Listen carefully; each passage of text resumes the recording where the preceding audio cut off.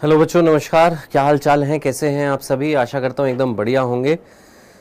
बेटा, ये हमारी YouTube पर 2025 के लिए पहली क्लास होने वाली है। चैप्टर जो है 12वीं कक्षा का मैं जो लेकर आया हूँ वो है ह्यूमन रिप्रोडक्शन, मानव जनन।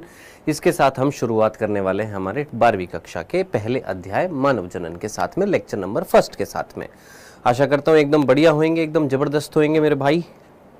हाँ जी, गुड आफ्टरनून जी, गुड आफ्टरनून। आप सभी का वेलकम है, आप सभी को प्रणाम है, आपके घर वालों को प्रणाम है। राधे राधे, राधे श्याम, सभी को राम राम। चल, मानव जनन ये स्टार्ट करने वाले हैं। आगे बढ़ने से पहले एक छोटी सी जानकारी जो मैं बता दूं कि 20 मई से बैच ऑलरेडी स्टार्ट हो चुका है। जबरदस्त बैच है इस बार वाला, ज़्यादा नो फालतू की बकैती, ओनली पढ़ाई पढ़ाई, सिर्फ और सिर्फ आरंभ 2025 के लिए 20 मई से, जिसमें लाइव क्लासेस है, प्रतिदिन 3 क्लासेस होंगी। जितने भी अपकमिंग बैचेस हैं वो भी आपको मिल जाएंगे और जितने भी पुराने लेक्चर्स हैं उनका एक्सेस भी आपको मिल जाएगा। अगर जुड़े नहीं हैं, अभी भी सोच रहे हैं, तो आपके पास एक मौका है, फटाफट जल्दी से जुड़ जाइएगा। नीचे इसी वीडियो के डिस्क्रिप्शन में व्हाट्सएप का नंबर भी है, गूगल फॉर्म भी है, लिंक दे रखा है, उस पर जल्दी से क्लिक करके फटाफट हमारे साथ आप जुड़ सकते हैं। ठीक है, नंबर वहीं पर ही है, डिस्क्रिप्शन में है। ठीक है, चलिए तो फिर स्टार्ट करें।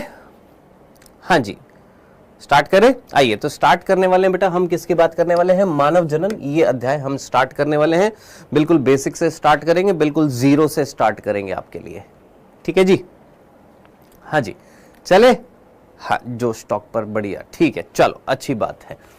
आइए, मानव जनन बिंदु दर बिंदु पढ़ेंगे, जैसे हर साल पढ़ते हैं वैसे ही इस साल भी पढ़ेंगे। मानव जनन, सबसे पहला बिंदु, ह्यूमंस के अंदर किस प्रकार का जनन पाया जाता है? मनुष्य के अंदर किस प्रकार का जनन पाया जाता है? तो बहुत सीधा सा प्रश्न है कि मनुष्य के अंदर लैंगिक जनन होता है कि अलैंगिक जनन होता है? तो बहुत सीधी सी बात है, मनुष्यों में लैंगिक जनन पाया जाता है। कौन सा जनन पाया जाता है? लैंगिक जनन पाया जाता है। अब लैंगिक जनन कौन सा होता है? जिसमें लैंगिक अंग होते हैं, उन लैंगिक अंगों में युग्मकों का निर्माण होता है। उस युग्मक निर्माण की प्रक्रिया को हम अंग्रेजी में गैमेटोजेनेसिस बोलते हैं, युग्मक जनन बोलते हैं। फिर युग्मकों का संलयन होता है, उस प्रक्रिया को हम फर्टिलाइजेशन, निषेचन बोलते हैं। निषेचन के परिणाम स्वरूप युग्मनज का निर्माण होता है। फिर वो युग्मनज जो है आगे चलकर भ्रूणोद्भव करके भ्रूण का निर्माण करता है।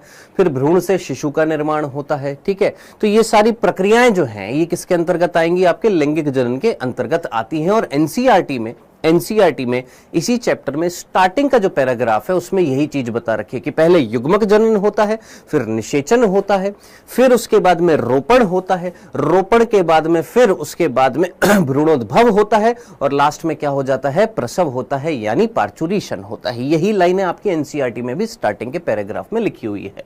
तो हमने यही बात बोली कि मनुष्यों में कौन सा जनन पाया जाता है? लैंगिक जनन पाया जाता है। दूसरा बिंदु, सिंपल सी चीज है, आराम से सुनिएगा, बिंदास होकर सुनिएगा, साइड में रख दीजिएगा, अपने फोन को नहीं, अपने हाथों को साइड में रख दीजिएगा और फोकस करिएगा सिर्फ सुनने पर। आप में से कई ड्रॉपर होंगे, आपको इजी लगेगी चीज, जो पहली बार सुन रहे हैं बस कनेक्शन बैठाइए टीचर के साथ में और पढ़ते जाइए और सुनते जाइएगा। ठीक है जी, आइए दूसरा बिंदु। पहला बिंदु, मनुष्यों में कौन सा जनन पाया जाता है? लैंगिक जनन पाया जाता है। दूसरा बिंदु, अब मैं आपसे बोलूं, मनुष्यों में लैंगिक जनन पाया जाता है ना, तो उसमें एक नर होता है, एक मादा होती है। हाँ जी, मनुष्यों में एक नर होता है, एक मादा होती है।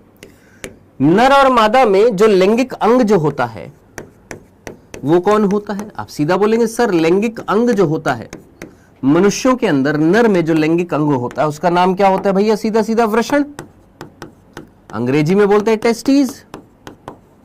और मादा में क्या पाया जाता है? अंडाशय, अंग्रेजी में बोलते हैं ओवरी। ठीक है, सिंपल। अब इन वृषण और अंडाशय में किसका निर्माण होता है? आप सीधा बोलेंगे सर, युग्मकों का। किसका निर्माण होता है? सर, युग्मक निर्माण होता है, युग्मक बनते हैं। नर के युग्मक को हम क्या बोलेंगे सर? शुक्राणु। और मादा के युग्मक को हम क्या बोलेंगे? अंडाणु, ओवम या ओवा बोल देते हैं, और इसको हम स्पर्म बोल देते हैं, या स्पर्मेटोजोआ भी बोल देते हैं। ठीक है जी, अब आप मुझे बताइएगा, लैंगिक अंग के आधार पर अगर हम देखें, मनुष्य जो होते हैं, मनुष्य लैंगिक अंगों के आधार पर कितने प्रकार के? सर, 2, एक नर और एक मादा। लैंगिक अंगों के आधार पर कितने प्रकार के हैं सर? 2 है। यानी मनुष्य के कितने रूप मिल रहे हैं? लैंगिक अंगों के आधार पर 2 रूप मिल रहे हैं। ध्यान से सुनना, क्या मनुष्य जो है लैंगिक अंगों के आधार पर कितने रूप के मिल रहे हैं सर? 2 रूप के मिल रहे हैं। तो इस प्रक्रिया को क्या बोला जाएगा? इस परिस्थिति को क्या बोला जाएगा? मनुष्य जो है वो क्या दर्शाते हैं सर? मनुष्य लैंगिक द्विरूपता दर्शाते हैं। लैंगिक द्विरूपता को अंग्रेजी में क्या बोला जाता है? Sexual dimorphism.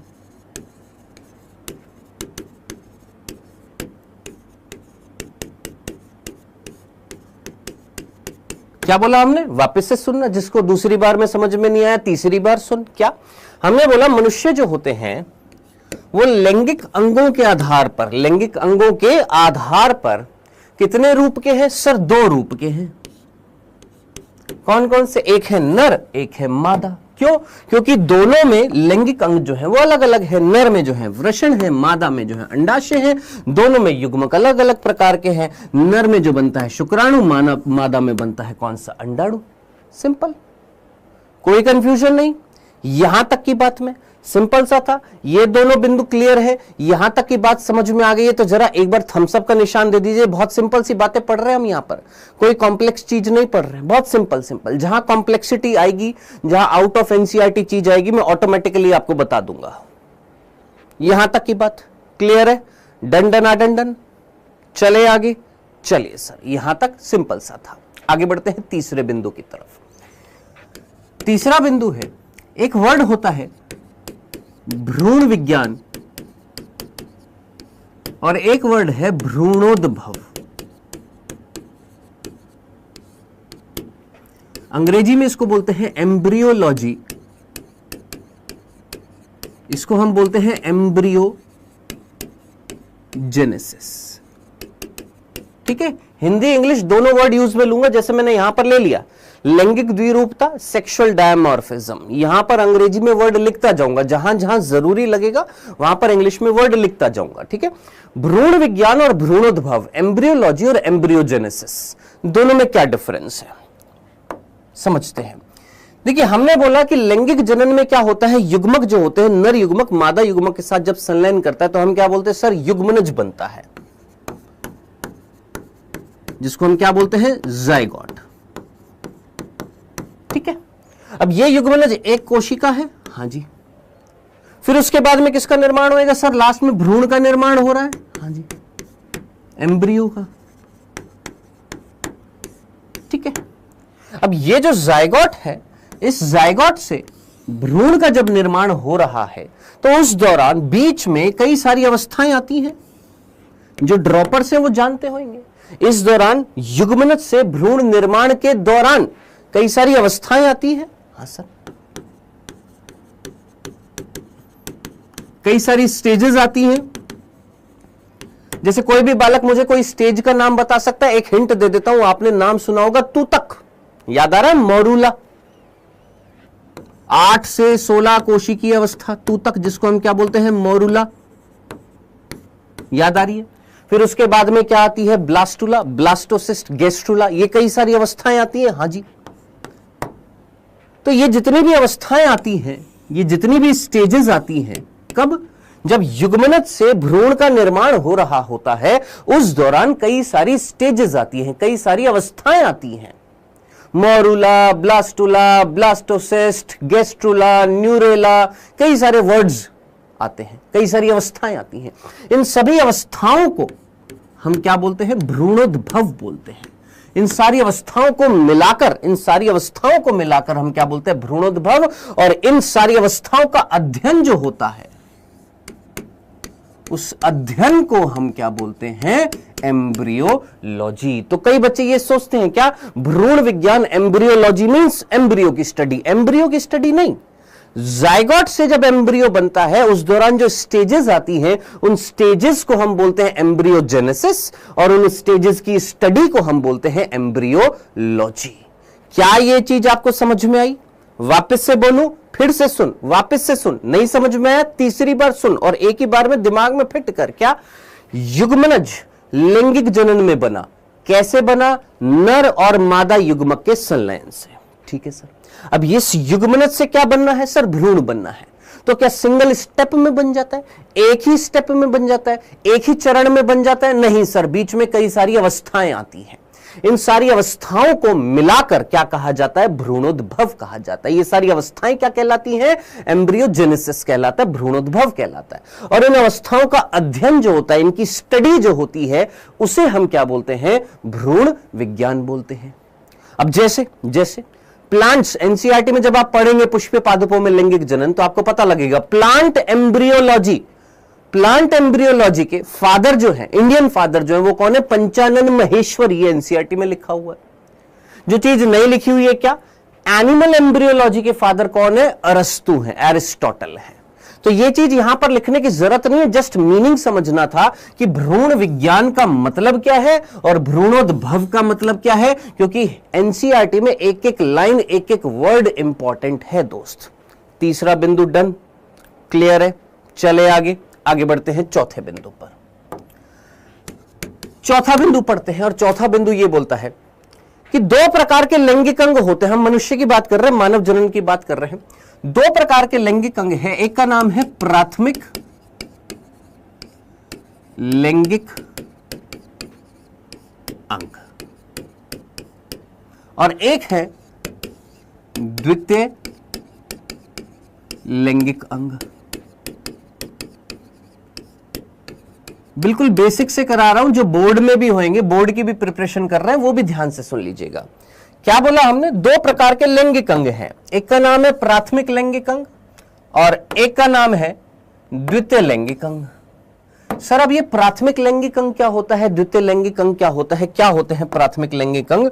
क्या होता है द्वितीय लैंगिक अंग? तो जरा सीधा सा बिंदु, क्या? वे अंग जिनमें युग्मक का निर्माण होता है। सिंपल। वे अंग जिनमें युग्मक निर्माण होता है, युग्मक का निर्माण होता है, उन्हें हम क्या बोलते हैं? प्राथमिक लैंगिक अंग। एग्जाम्पल आप जानते हैं, सीधा सीधा, बहुत सीधा सीधा एग्जाम्पल। क्या? नर में कौन होता है? वृषण। मादा में कौन होता है? अंडाशय। सिंपल, कोई कंफ्यूजन नहीं था। इनको हम क्या बोलते हैं? इनको एक और नाम दिया जाता है। किसको? वृषण और अंडाशय को एक और नाम दिया जाता है। इनको हम क्या नाम देते हैं? याद रखना बेटा, इनको हम जनद भी कहते हैं, गोनिड्स भी बोलते हैं। ठीक है, तो ये वर्ड कहीं ना कहीं आपको दिख जाएगा, गोनिड्स। कई बच्चे पूछते सर गोनिड्स क्या होते हैं? गोनिड्स को हिंदी में क्या बोलते हैं? जनद। जनद क्या होते हैं? तो याद रखना, प्राथमिक लैंगिक अंग जो होते हैं, कौन? नर में वृषण और मादा में अंडाशय, इन्हीं को ही हम क्या बोलते हैं? गोनिड्स बोलते हैं। इन्हीं को ही हम क्या बोलते हैं? जनद कहते हैं। क्या यहां तक की बात क्लियर हो गई है? सिंपल सा। प्राथमिक लैंगिक अंग समझ में आ गया। वो अंग जिनमें गैमेट्स का फॉर्मेशन होएगा, जिनमें युग्मकों का निर्माण होता है, उन अंगों को हम क्या बोलते हैं? प्राथमिक लैंगिक अंग बोलते हैं। सिंपल सा था, कोई कंफ्यूजन नहीं है यहां तक की बात में। चलिए, द्वितीय लैंगिक अंग क्या होता है? बताइए बताइए बालक, व्हाट इज द्वितीय लैंगिक अंग? सेकेंडरी सेक्सुअल ऑर्गन क्या कहलाते हैं? सेकेंडरी सेक्सुअल ऑर्गन ये क्या होते हैं? प्राइमरी सेक्सुअल ऑर्गन तो आपको समझ में आ गए हैं। इनको हम क्या बोलेंगे? Primary sexual organ. इनको हम बोल रहे हैं सेकेंडरी सेक्सुअल ऑर्गन। सर आप लाइव हैं? हाँ मेरे भाई, जब वहां पर दिखाई दे रहा है यूट्यूब पर लाइव, इट मींस लाइव है। हाँ जी, वेल डन गौरी सिंह, बहुत ही बढ़िया। यस डॉली यादव, हाँ जी। सेकेंडरी रिप्रोडक्टिव ऑर्गन या सेकेंडरी सेक्सुअल ऑर्गन क्या होते हैं? वेल डन आशीष, बहुत ही बढ़िया। सर जिसमें शुक्राणु और अंडाणु का निर्माण होता है, वो तो बेटा प्राथमिक थे, वो तो प्राथमिक थे जिनमें शुक्राणु और अंडाणु का निर्माण होएगा। अब जरा सोच, युग्मक का निर्माण किसमें होता है? सर वृषण और अंडाशय। कौन सा युग्मक? वृषण में शुक्राणु, अंडाशय में अंडाणु। तो ये तो प्राथमिक थे, द्वितीय थोड़ी ना थे। हाँ जी, तो याद रखना सिंपल सी परिभाषा अगर आपसे कोई पूछे क्या होते हैं द्वितीय लैंगिक अंग, तो याद रखना वे अंग जो युग्मक को मार्ग प्रदान करने में सहायता करते हैं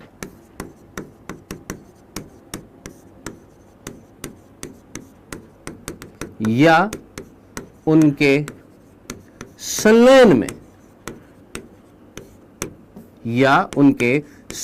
में सहायक होते हैं।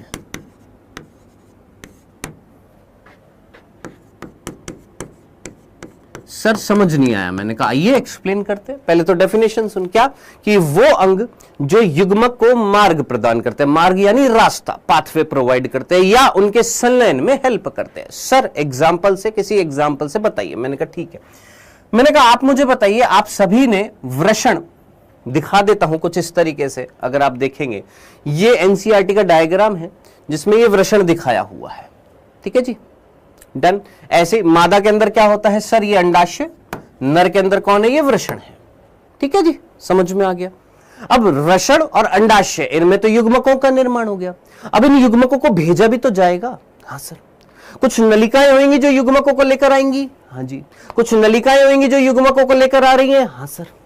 तो वो नलिकाएं, वो ग्रंथि जो युग्मकों को मिलने के लिए हेल्पफुल हो, उनको मार्ग दे, उनको हम क्या बोलेंगे, सेकेंडरी सेक्सुअल ऑर्गन। जैसे नर की अगर मैं बात करूं, नर में द्वितीय सहायक या द्वितीय लैंगिक अंग कौन से होते हैं, अगर आपसे पूछे नर के अंदर द्वितीय लैंगिक अंग कौन कौन से होते हैं, तो हम सीधा बोलेंगे सर रेटिटेस्टिस। नाम क्या आएगा सर, रेटिटेस्टिस। ध्यान से सुनना, कौन कौन से आएंगे, वृषण जालिका या वृषण जाल, दूसरा शुक्र, दूसरा आएगा हमारा वासा इफ्रेंशिया, तीसरा अधिवृषण, चौथा वास डिफरेंस, पांचवा मूत्र मार्ग। ये सारी की सारी नलिकाएं हैं जो रास्ता प्रदान कर रही है, मार्ग प्रदान कर रही है। ये तो मार्ग प्रदान कर रही है, रास्ता दे रही है, ठीक है। अब जरा सोच, शुक्राणु को जिंदा रहने के लिए कुछ पोषण वोषण भी चाहिए। भाई शुक्राणु अंडाणु के साथ मिलन कब करेगा, जब उसके अंदर एनर्जी होगी, उसको पोषण चाहिए। तो वो कहां से मिल रहा है सर, सहायक ग्रंथियां, आपने नाम सुना होगा, शुक्राशय, आपने नाम सुना होगा प्रोस्टेट, आपने नाम सुना होगा कंद मूत्र पथ, जिसको हम बल्बो यूरिथ्रल बोलते हैं।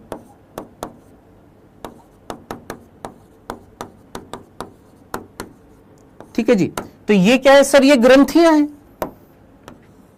ये कौन है सर, ये ग्रंथि हैं। क्या ये ग्रंथियों को भी हम द्वितीय लैंगिक अंग के अंतर्गत रखेंगे? यस। तो जो मार्ग दे और युग्मकों के संलयन में हेल्प करे, जो मार्ग भी प्रदान करे और साथ साथ युग्मकों के संलयन में, संलयन का मतलब होता है फ्यूजन, जुड़ना, उनके जुड़ने में हेल्प करे। अब सर ये कैसे हेल्प कर रही है? सर ये एक तरीके का तरल पदार्थ निकालती है जिसका नाम क्या होता है, शुक्रीय प्लाज्मा, जिसको हम सेमिनल प्लाज्मा बोलते हैं, जो शुक्राणु को जिंदा रखने के लिए, उसको पोषण प्रदान करने के लिए, उसको गति देने के लिए रिस्पॉन्सिबल होता है। सोचो शुक्राणु को पोषण ना मिले, जिंदा रहेगा? नहीं। शुक्राणु को गति ना मिले तो क्या वो तैरते हुए पहुंच पाएगा अंडाणु के पास? नहीं। तो ये जो ग्रंथियां हैं ये भी द्वितीय लैंगिक अंग है और ये जो नलिकाएं हैं ये भी द्वितीय लैंगिक अंग के अंतर्गत आएंगी। किसमें? नर में। अब आपसे बोले सर मादा में, मादा में द्वितीय लैंगिक अंग कौन सा है? सर मादा में द्वितीय लैंगिक अंग कौन से हैं? तो याद रखना, नर में ये सारी की सारी चीजें जो है ये द्वितीय लैंगिक अंग है।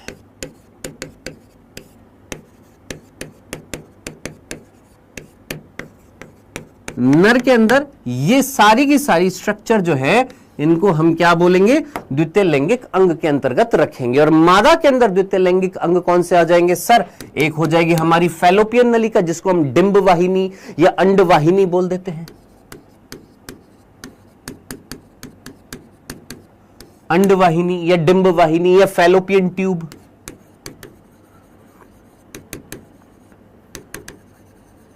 फिर गर्भाशय, फिर योनि। ठीक है, अब ये तो कौन है सर, ये मार्ग प्रदान कर रही है। अगेन ये भी क्या प्रदान कर रही है, मादा में मार्ग प्रदान कर रही है, रास्ता दे रही है। और उसके अलावा एक सहायक ग्रंथि होती है मादा में जिसका नाम होता है बल्बोयूरेथ्रल ग्रंथि, सॉरी बार्थोलिन ग्रंथि।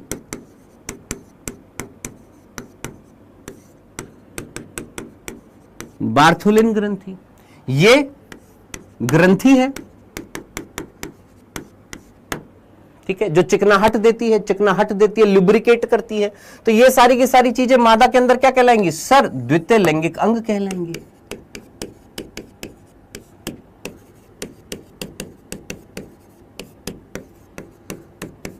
ठीक है, तो द्वितीय लैंगिक अंग का मीनिंग समझ में आ गया कि द्वितीय लैंगिक अंग कौन से होते हैं।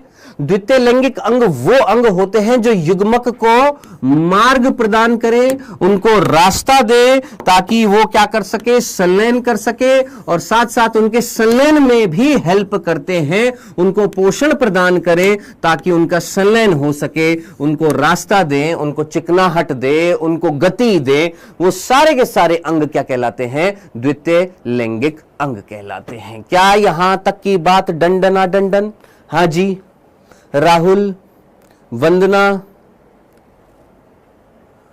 दुष्यंत, एसएमएस लवर जयपुर, नीता शाह, गौरी, रेशम, कैलाश, अनुष्का, आशीष, अमन कुमार, रिया, ऋतु, समझ में आ गया, राघवेंद्र, क्लियर है। दंडना दंडन द्वितीय लैंगिक अंग समझ में आ गया। प्राथमिक लैंगिक अंग जो युग्मकों का निर्माण करेंगे, शुक्राणु का निर्माण ये करेगा, अंडाणु का निर्माण ये करेगा, इनको हम बोलते हैं प्राथमिक लैंगिक अंग, जिनको हम जनद गोनेड्स बोलते हैं। द्वितीय लैंगिक अंग जो युग्मकों को निर्माण नहीं करेंगी, युग्मकों को रास्ता देंगी ताकि युग्मक आपस में क्या कर सके, संलयन कर सके, उनके संलयन में हेल्पफुल होती है। नर में ये हो गई, मादा में ये हो गई है। दंडना दंडन ये कितने पॉइंट्स हो गए सर? हमारे 5 बिंदु हो गए। नोट्स बना रहे हैं तो बिंदु दर बिंदु बनाते जाइएगा। चलिए छठा बिंदु, छठा बिंदु जो है वो ये कि ये जो जनद जो थे जिनको हमने गोनेड्स बोला था, कौन थे सर? हमारे वृषण और अंडाशय। इनकी उत्पत्ति किससे होती है? इनकी उत्पत्ति किससे होती है? इनका ओरिजिन जो है वो किससे होता है? तो देखिए इसी चैप्टर में आप 3 प्रकार की जर्म स्तर पढ़ेंगे। 3 प्रकार की लेयर होती हैं जो भ्रूण के अंदर पाई जाती हैं। एक होती है एक्टोडर्म, जिसको हम बाह्य जर्म स्तर बोलते हैं। एक होती है मीजोडर्म, जिसको हम मध्य जर्म स्तर बोलते हैं। और एक होती है एंडोडर्म, अंत्य जर्म स्तर। तो ये 3 प्रकार की क्या होती है सर? जर्म स्तर होती है। और यही स्तर जो होती है ये आगे चलकर पूर्ण शरीर का निर्माण करती है। यही स्तरें आगे चलकर पूरे शरीर का निर्माण करती है।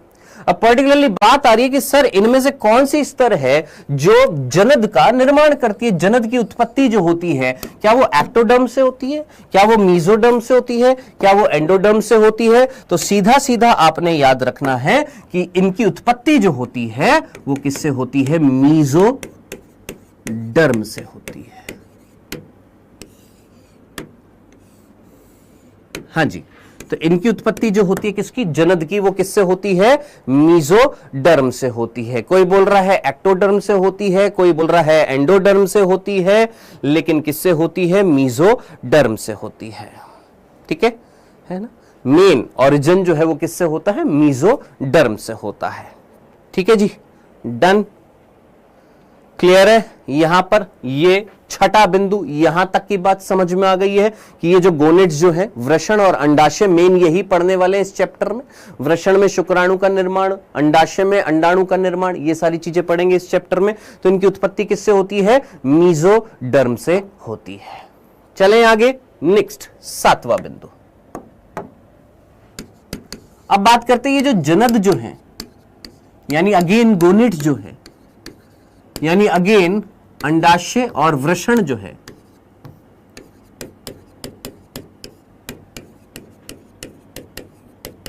इनकी पोजीशन क्या होती है हमारे अंदर, ये इनकी लोकेशन कहां पर होती है, ये कहां पर उपस्थित होते हैं, कहां पर उपस्थित होते हैं? चलिए जी, कोई जानता है ये कहां पर मिलते हैं? इनकी पोजीशन कहां पर होती है, इनकी लोकेशन कहां पर होती है, ये कहां पर पाए जाते हैं? वृषण और अंडाशय हमारे अंदर, नर के अंदर या मादा के अंदर, ये कहां पर पाए जाते हैं? तो देखिएगा, आराम से सुनिएगा। देखिए, हमारे शरीर की अगर हम बात करें, हमारा जो शरीर जो है, शरीर की अगर हम बात करें तो हमारे शरीर को अगर बांटे तो ये वाला भाग क्या कहलाएगा सर? सिर कहलाएगा। शीर्ष, सिर बोल दीजिए, हेड। फिर उसके बाद ये गर्दन आ रही है जिसको हम क्या बोलेंगे? ग्रीवा, नेक।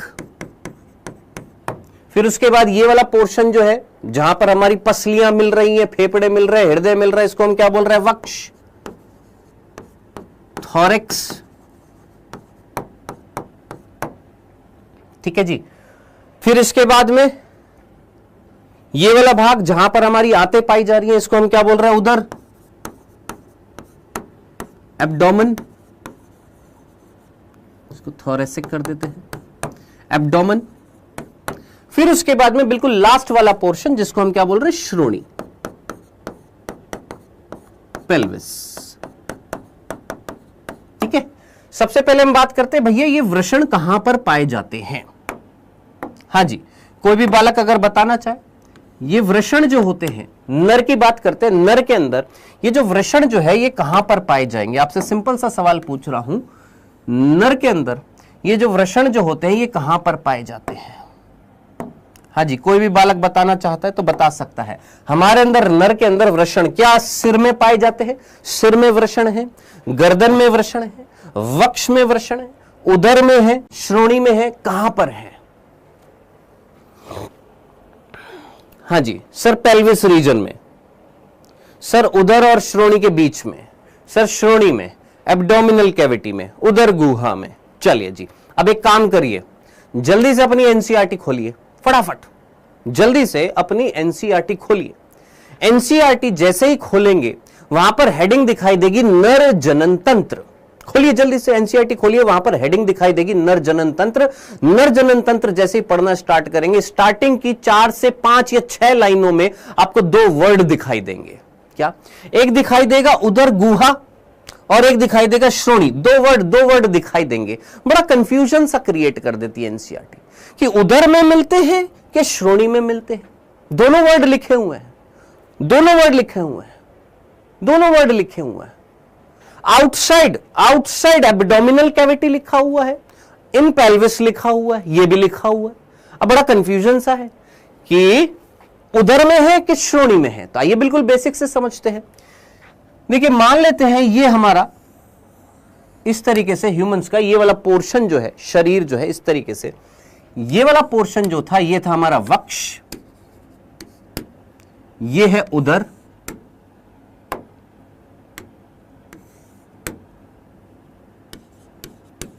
और ये है श्रोणी।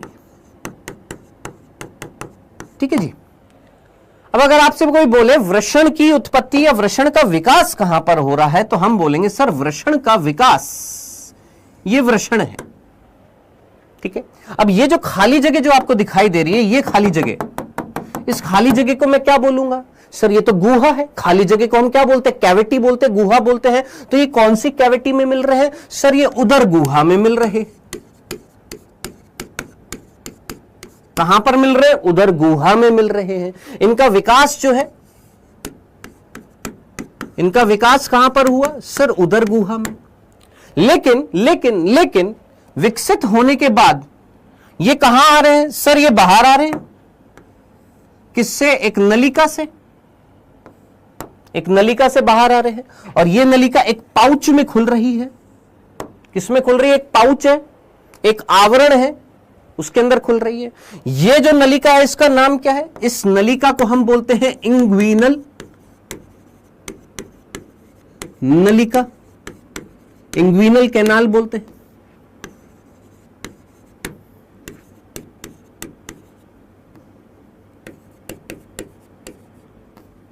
इंग्विनल नलिका, इंग्विनल कैनाल। और ये जो पाउच जो दिखाई दे रहा है इसको हम क्या बोल रहे हैं सर? वृषण कोश, अंग्रेजी में स्क्रोटम। ठीक है, और ये जो वृषण जो थे ये बाहर आ रहे हैं। किससे बाहर आ रहे हैं सर? उदर गुहा में विकास हो गया, विकसित होने के बाद कहां आ रहे हैं सर? बाहर आ रहे हैं। किस में आ रहे हैं सर? वृषण कोश में आ रहे हैं। लीजिए आ गए। अब प्रश्न होएगा कब आ रहे हैं और कौन ला रहा है और क्यों आ रहे हैं? तीन चीजें आ रही हैं, कब आ रहे हैं, क्यों आ रहे हैं और कौन ला रहा है। तीनों का आंसर अभी देंगे, लेकिन आंसर देने से पहले जरा सोच, विकास कहां पर हुआ सर? उदर गुहा में, उदर वाले पोर्शन में। लेकिन कहां पर प्रेजेंट है, उपस्थित कहां पर है, अभी कहां पर है? जरा लेवल देख, कौन से लेवल पर पाए जा रहे हैं सर? ये तो श्रोणी में पाए जा रहे हैं, यानी श्रोणी क्षेत्र में पाए जा रहे हैं। ये क्षेत्र कौन सा था? श्रोणी, यहां पर पाए जा रहे हैं। विकास कहां पर हुआ? उदर गुहा में। लेकिन विकसित होने के बाद बाहर आ गए, किस लेवल पर मिल रहे हैं सर? श्रोणी लेवल पर मिल रहे हैं। तो ये दोनों वर्ड आपने याद रखने हैं। कहां कि विकास कहां पर हुआ, विकसित कहां पर हुए, मिल कहां रहे थे? इनिशियली, प्रारंभिक अवस्था में कहां पर मिल रहे थे सर? उदर गुहा में। यहां पर विकसित होने के बाद कहां आ गए? बाहर आ गए। किस लेवल पर मिल रहे हैं? श्रोणी लेवल पर मिल रहे हैं। ठीक है, तो हम क्या बोलेंगे? उदर गुहा के बाहर श्रोणी में पाए जा रहे हैं। उदर गुहा के बाहर श्रोणी स्तर पर पाए जा रहे हैं। उदर गुहा के बाहर श्रोणी स्तर पर पाए जा रहे हैं। तो हम क्या बोलेंगे? उदर गुहा में तो क्या हुआ था सर? इनका विकास हुआ। और मिल कहां पर रहे? इनकी लोकेशन कहां है? श्रोणी के बाहर उपस्थित है। ठीक है, समझ में आ गया? इनका विकास कहां पर हुआ था? यहां पर ये मिल रहे थे स्टार्टिंग में, लेकिन उसके बाद विकसित होने के बाद बाहर आ जाते। किस स्तर पर मिल रहे? श्रोणी पर। अब क्वेश्चन आ रहा है कि सर क्यों बाहर आ गए? पहला, क्यों बाहर आए? पहला क्वेश्चन। कौन बाहर लाया? दूसरा क्वेश्चन। किस लिए बाहर आए? तीसरा क्वेश्चन। इन तीनों क्वेश्चन का आंसर अभी हम देते हैं। ठीक है, तीनों का आंसर अभी दूंगा जब हम स्टार्ट करेंगे क्या? नर जनन तंत्र, जहां पर हम पढ़ेंगे वृषण। एक बार अंडाशय की बात कर लेते हैं। हां जी, ये अंडाशय कहां पर पाए जा रहे हैं? हां जी, ये अंडाशय कहां पर जाते हैं? ये अंडाशय कहां पर पाए जा रहे हैं? फीमेल के अंदर अंडाशय कहां पर पाए जाते हैं? फीमेल के अंदर अंडाशय कहां पर पाए जाते हैं? हां जी, जल्दी से। एक कह रहा है सर ओवरी में पाए जाते हैं। वाह लल्लू लाल, वाह, बहुत बढ़िया, गजब। मैं पूछ रहा हूं तेरे से, अंडाशय यानी ओवरी कहां पाई जाती है? कहता ओवरी में पाई जाती है। आहा हा हा हा हा, गजब। हां जी, कौन से भाग में पाई जाएगी? पैल्विक क्षेत्र में, श्रोणी क्षेत्र में, या एब्डोमिनल क्षेत्र में? कौन से क्षेत्र में पाई जाएगी? पैल्विक में कि उदर गुहा में? हां जी, एक काम करिए, जल्दी से एनसीईआरटी खोलिए। अरे खोल, फटाफट खोल, जल्दी से एनसीईआरटी खोल और देख वहां पर एनसीईआरटी में लिखा हुआ है। जल्दी से खोल एनसीईआरटी। क्या एनसीईआरटी में लिखा हुआ है? कह रहे फैलोपियन ट्यूब में पाई जाती है। हाँ जी, क्योंकि मिक्स्ड आंसर आ रहे हैं। अरे भैया पोल वोल डालिए एक बार। उदर भाग में, पेरिटोनियल गुहा में। वेल डन, बहुत ही बढ़िया सर, पेरिटोनियल गुहा में। चलिए अगेन सेम टू सेम चीज यहां पर, सेम टू सेम, यही का यही याद रखना है आपने, कहां पर उपस्थित है और कहां पर विकास हुआ है।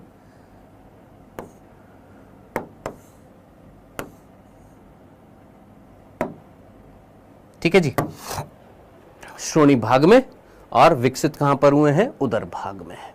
ठीक है, आइए, ये थे हमारे 7 बिंदु कि जनद कहां पर उपस्थित है, जनद की उत्पत्ति किससे होती है, जनद होते क्या है, और जनद के अलावा जो दूसरे अंग है उनको हम क्या बोलते हैं, जो किस चीज में हेल्प करते हैं। फिर हमने पढ़ा था तीसरा बिंदु भ्रूण विज्ञान, या स्टार्टिंग से वापस से रिपीट कर देता हूं सारा का सारा। मनुष्य में कौन सा जन्म पाया जाता है, लैंगिक जन्म पाया जाता है। मनुष्य जो है लैंगिक द्विरूपता दर्शाते हैं, सेक्सुअल डायमॉर्फिज्म दर्शाते हैं। नर अलग है, मादा अलग है। नर में लैंगिक अंग वृषण, मादा में लैंगिक अंग अंडाशय। लैंगिक अंगों के अंदर किसका निर्माण होगा, युग्मकों का। वृषण में शुक्राणु, अंडाशय में अंडाणु। तो लैंगिक अंगों के आधार पर मनुष्य 2 प्रकार के हैं। तीसरा, भ्रूण विज्ञान क्या होता है, भ्रूणोद्भव क्या होता है। युग्मनज से भ्रूण के निर्माण की प्रक्रिया के दौरान कई सारी अवस्थाएं आती हैं, उन सभी अवस्थाओं को हम बोलते हैं भ्रूणोद्भव, और उनके अध्ययन को हम क्या बोलते हैं, भ्रूण विज्ञान। प्राथमिक लैंगिक अंग वो जहां युग्मकों का निर्माण होता है, ये प्राथमिक लैंगिक अंग है मनुष्य के अंदर, जिनको हम गोनेट्स बोलते हैं। द्वितीय लैंगिक अंग जो मार्ग प्रदान करेंगे और संलयन में सहायता करेंगे। नर के अंदर ये द्वितीय लैंगिक अंग, मादा के अंदर ये द्वितीय लैंगिक अंग है। जनद जो होते हैं उनकी उत्पत्ति मीजोडर्म से। जनद कहां पर उपस्थित होते, कहां पर विकास होता है, यह चीज याद रखनी है। अब बात करते हैं, इसके बाद में स्टार्ट होएगा हमारा पहला लैंगिक अंग, यानी हम 2 लैंगिक अंग पढ़ेंगे। एक पढ़ेंगे नर लैंगिक अंग और एक पढ़ेंगे मादा लैंगिक अंग। सबसे पहले स्टार्ट करेंगे नर जनन तंत्र या नर मेल रिप्रोडक्टिव सिस्टम। सबसे पहले हम स्टार्ट करने वाले हैं मेल रिप्रोडक्टिव सिस्टम, है ना। अभी भी क्वेश्चन वही है ना कि सर बाहर क्यों आए, कौन लेकर आया, क्यों आ रहे हैं। जो ड्रॉपर्स है वो बहुत अच्छे तरीके से जानते हैं, जो नहीं जानते वो जरा ध्यान से सुनिएगा। सबसे पहले मेल रिप्रोडक्टिव सिस्टम जो होता है वो बना किससे होता है, बिंदु दर बिंदु। सबसे पहला हेडिंग डाल दीजिए। देखिए आपने चैप्टर स्टार्ट किया, हाँ सर, जो मैं पढ़ा रहा हूं प्लीज इसी के नोट्स बना लीजिएगा, और इन्हीं नोट्स को इतनी श्योरिटी के साथ कह रहा हूं कि नीट में आपके 2 से 3 प्रश्न आएंगे इस चैप्टर से, एक भी प्रश्न बाहर नहीं जाएगा। एनसीईआरटी सारी कवर करेंगे, साथ ही साथ जो एक्स्ट्रा थोड़ी बहुत चीजें जो एनसीईआरटी के अलावा पढ़नी जरूरी होती है वो भी बताऊंगा। ठीक है, हेडिंग आपने कैसे डाली थी, हेडिंग आपने डाल दी मानव जनन, चैप्टर का नाम। 7 बिंदु इंट्रोडक्शन परिचय के रूप में आपने डाल दिए, परिचय के रूप में 7 बिंदु आपने डाल दिए। उसके बाद में आपने हेडिंग डाल दी नर जनन तंत्र। नर जनन तंत्र अगर आप बोर्ड की प्रिपरेशन कर रहे हैं तो डायग्राम ढंग से बनाइएगा, एक एक मार्किंग ढंग से आपने करनी है। आइएगा, मेल रिप्रोडक्टिव सिस्टम की जब हम बात करते हैं तो वो बिंदु जो हम ऑलरेडी पढ़ चुके, फटाफट लिख देता हूं यहां पर इनकी उत्पत्ति, या जल्दी से नर जनन तंत्र किससे निर्मित होते हैं। तो याद रखना इनका ये 4 भाग से बने होते हैं, ये 4 भाग से बना होता है। कौन कौन से 4 भाग है, बहुत सीधा सीधा। एक जोड़ी वृषण, एक जोड़ी वृषण यानी एक जोड़ी टेस्टीज मिलते हैं, ए पेयर ऑफ टेस्टीज। सहायक नलिका, सर अंग्रेजी में भी लिख दीजिए एक्सेसरी डक्ट्स। अंग्रेजी में इसको क्या बोलेंगे, ए पेयर ऑफ टेस्टीज।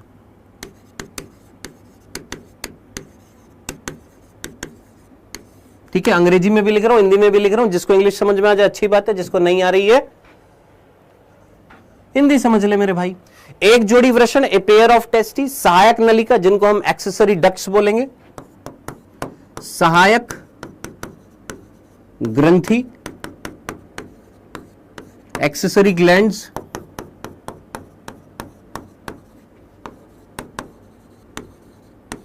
और लास्ट में है बाह्य जननेंद्री।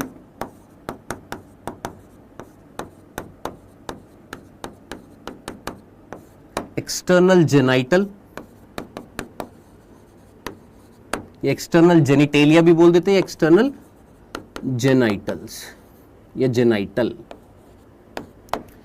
ठीक है, तो ये 4 भाग हैं जो मिलकर किसका निर्माण कर रहे हैं सर, नर जनन तंत्र का। ये चारों के चारों भाग हम पढ़ेंगे।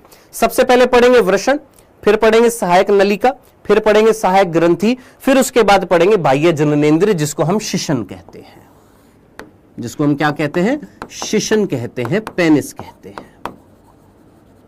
ठीक है, तो ये हम 4 चीजें पढ़ेंगे। सबसे पहले पढ़ेंगे किसकी बात करेंगे सर? सबसे पहले हम बात करेंगे किसकी? वृषण की। सबसे पहले हम किसकी बात करेंगे? इस वृषण की हम बात करने वाले हैं। आइएगा, सबसे पहले किसकी बात करने वाले हैं? वृषण की बात करने वाले हैं। आइए, वृषण में कुछ बिंदु हैं जो आप ऑलरेडी जानते हैं, जो मैं ऑलरेडी आपको बता चुका हूं। उत्पत्ति किससे होगी ये आप जानते हैं, बताने की जरूरत नहीं है। इसकी उत्पत्ति किससे होगी सर? मीजोडर्म से होएगी, ये मैंने आपको ऑलरेडी बता दिया है। कहां पर मिल रहे हैं? उदर गुहा के बाहर श्रोणी क्षेत्र में, उदर गुहा के बाहर श्रोणी क्षेत्र में।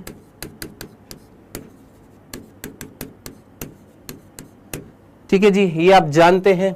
नेक्स्ट क्या है? ये प्राथमिक लैंगिक अंग है, ये हम ऑलरेडी पढ़ लिए हैं कि ये कौन है सर? प्राथमिक लैंगिक अंग है।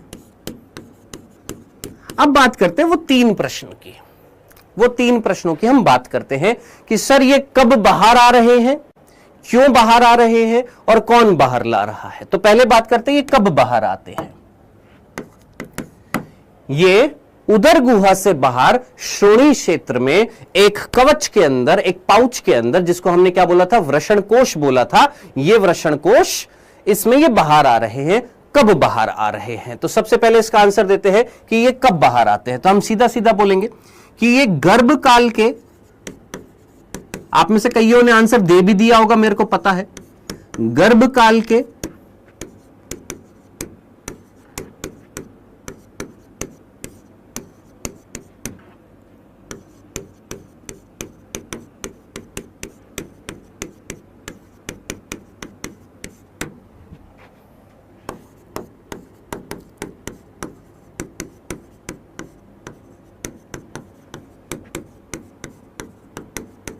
ठीक है, तो पहला प्रश्न हमारा यही था कि ये वृषण जो है ये कब बाहर आते हैं।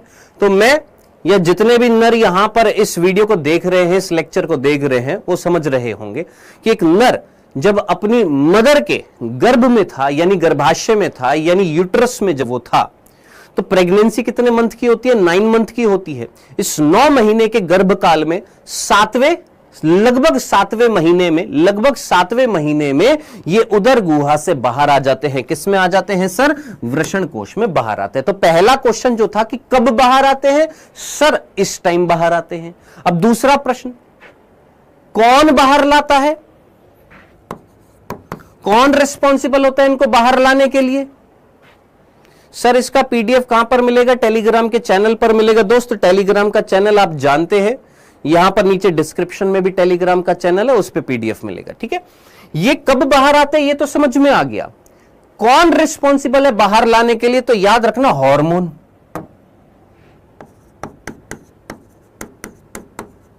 कौन रिस्पॉन्सिबल है? हार्मोन। सर कौन सा हार्मोन? FSH। अब ये चीजें एनसीईआरटी में नहीं है ना, कुछ कुछ चीजें हैं जो अतिरिक्त मैं आपको बताऊंगा। अगर याद रखना चाहते हैं रख लीजिए, नहीं याद रखना चाहते गोली मार दीजिए बस। हाँ जी, तो कौन रिस्पॉन्सिबल होता है इनको बाहर लाने के लिए? तो हार्मोन रिस्पॉन्सिबल होता है, उसका नाम क्या होता है? FSH। अब FSH की फुल फॉर्म क्या होती है? Follicle stimulating hormone.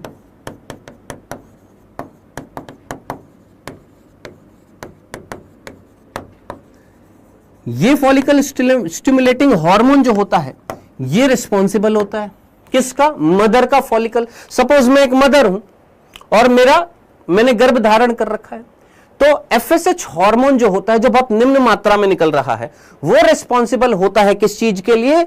उस बच्चे को बाहर, उस लड़के के वृषण को बाहर रिलीज करने के लिए। कहां पर? स्क्रोटम के अंदर, वृषण कोश के अंदर।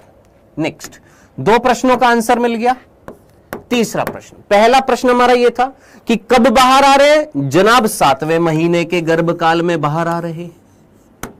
कौन बाहर ला रहा है? सर हार्मोन बाहर ला रहा है। अब बात आ रही है क्यों बाहर आ रहे हैं, किस लिए बाहर आ रहे हैं, रीजन क्या है, क्यों ये बाहर आते हैं? क्या सभी में बाहर आते हैं?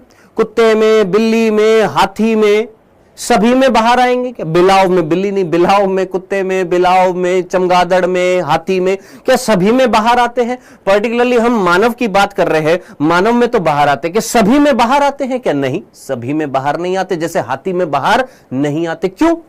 रीजन है। तो अब बात करते हैं कि क्यों बाहर आ रहे हैं, किस लिए बाहर आ रहे हैं। तो समझना क्या कि भैया हमारे वृषण में किसका निर्माण होने वाला। आप सीधा बोलेंगे सर वृषण जो है वो प्राथमिक लैंगिक अंग था, और इस प्राथमिक लैंगिक अंग के अंदर किसका निर्माण होने वाला है। सर शुक्राणु का निर्माण होने वाला है। वृषण के अंदर किसका निर्माण होगा। सर युग्मक का। तो हम यही बोलेंगे कि वृषण जो है उसमें किसका निर्माण होता है। सर वृषण में शुक्राणु का निर्माण होता है। अब मैं आपसे पूछता हूं, वृषण के अंदर जो शुक्राणु का निर्माण होता है इस प्रक्रिया को क्या कहा जाता है। हां टेम्परेचर, आई नो आप में से कई जानते हैं, बिल्कुल जानते हैं टेम्परेचर। मैं जो प्रश्न पूछ रहा हूं उसका आंसर दीजिए। वृषण में शुक्राणु का जो निर्माण होता है, स्पर्म का फॉर्मेशन जो होता है, इस प्रक्रिया को हम क्या बोलते हैं, इस प्रोसेस को हम क्या बोलते हैं। ये जो प्रक्रिया जो होती है वृषण में शुक्राणु के निर्माण की जो प्रक्रिया जो होती है, प्रोसेस जो होती है, इस प्रोसेस को मैं क्या नाम दूंगा। क्या मैं इसको शुक्राणु जनन बोलूंगा या नहीं बोलूंगा, हां या ना, जल्दी से मुझे बताइए। क्या इस प्रक्रिया को मैं शुक्राणु जनन बोलूंगा, हां या नहीं, जल्दी से भैया पोल का आंसर, पोल भेज सकते हैं। एक सेकंड रुकिए भैया, भैया ही भाग जाते हैं यहां से। अरे भैया कोई है यहां पर, कोई है भैया यहां पर, नंद, हाँ जी रुकिए पोल भी आ रहा है।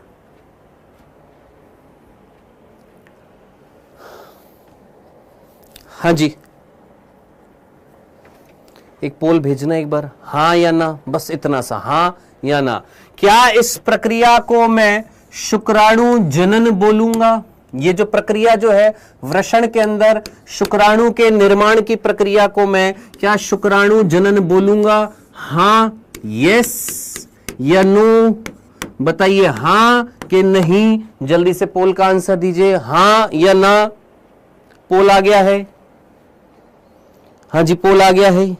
चलिए जी दिखाइए एक बार पोल का रिजल्ट दिखाइए एक बार। चलिए अभी पोल दे रहे हैं, पोल दे दो दे दो दे दो दे दो, जल्दी से पोल पर टिक करो। 91%, 86% और चलो जी 180 बच्चों ने वोट किया है। बाकी क्या सो रहे हैं क्या फोन चलाकर हैं।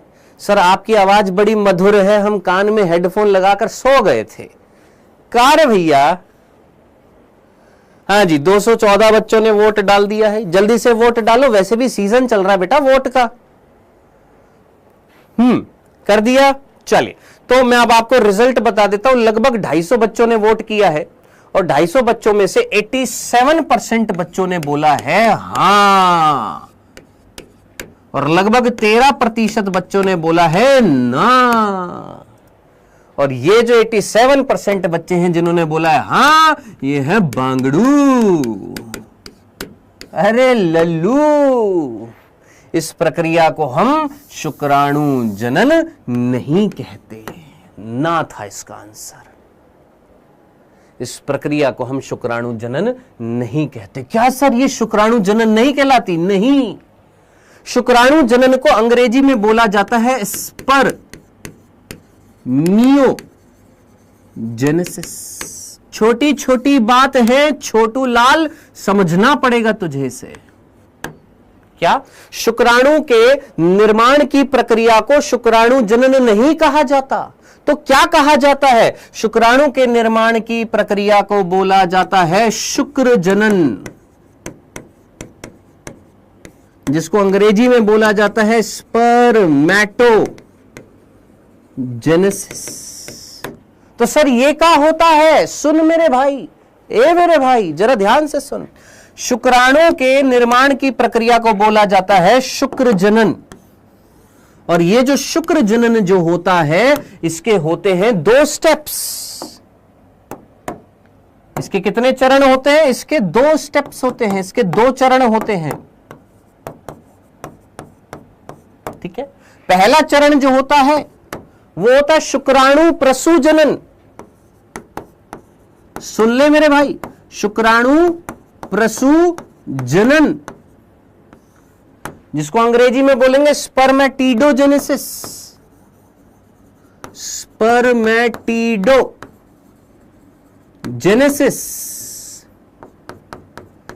और दूसरा स्टेप जो होता है वो होता है ये, कौन सा? शुक्राणु जनन,